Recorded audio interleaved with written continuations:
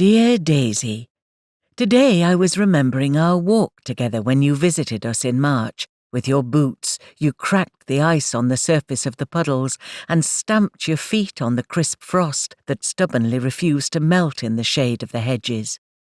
Do you remember the strong shafts of light that had filtered through gaps in the trees and made the vegetation look wet, green and new?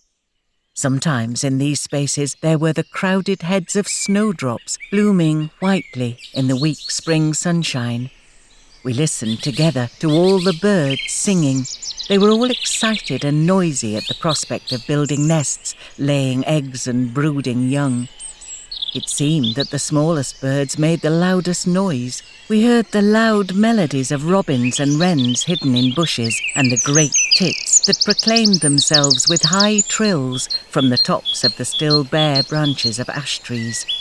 I remember we were wondering, half hoping, that we might hear the first chiff-chaff before you returned to London. Since then, the summer sun has heated up the hedgerows. The cuckoo has come and gone, and chiff-chaffs have stopped singing.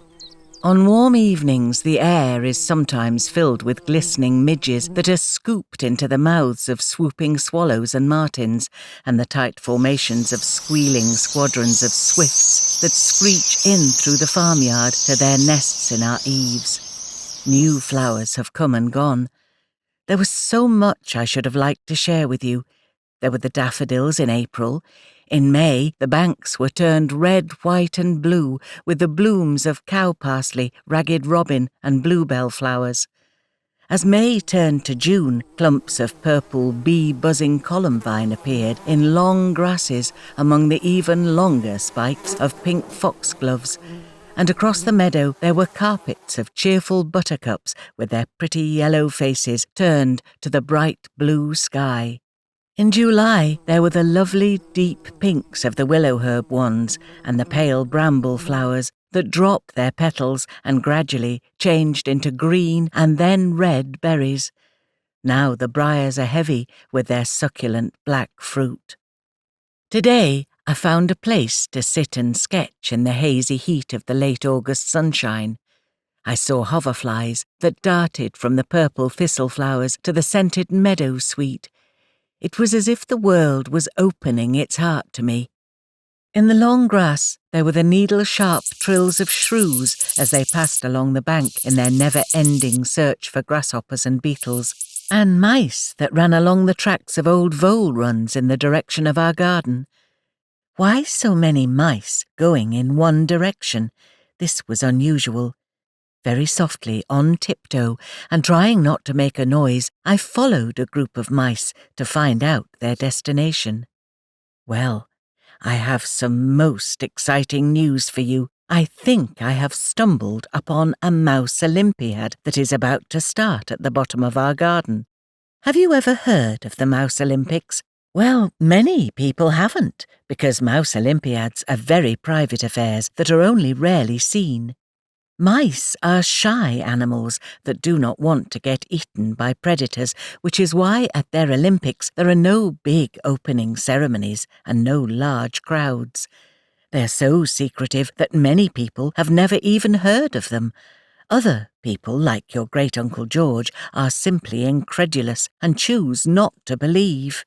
On a bank, to one side from where the main events are happening, the mice have constructed their Olympic village. Very few mod cons in the mouse world, just hundreds of hastily constructed holes in amongst a tumbling mass of dock leaves and seeded grasses. When the Olympiad starts, the ladies and girls will put ribbons on their tails to go to watch the dressage events they love best, and the mothers will take their children to watch the elegant gymnastics, whilst the men and boys slink off to the wrestling tournaments. In the running races, it is forbidden to use forelegs, but there is always one who is tempted to cheat.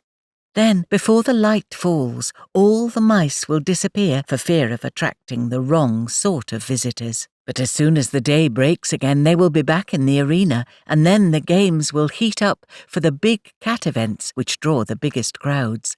The track will be lined with groups of mice, all watching their daredevil stars risking their lives for a taste of fame. It's really exciting that all this is about to happen in our garden. I wish I could tell your great-uncle George about it, but as you know, he would never believe it. But at least I can write and send you letters and drawings of what happens in our garden over the coming few days. Doing this will give me a lot of pleasure. I hope your mother is well. Do share my exciting news by reading this letter to her. Love and kisses, your great-aunt Dorothy.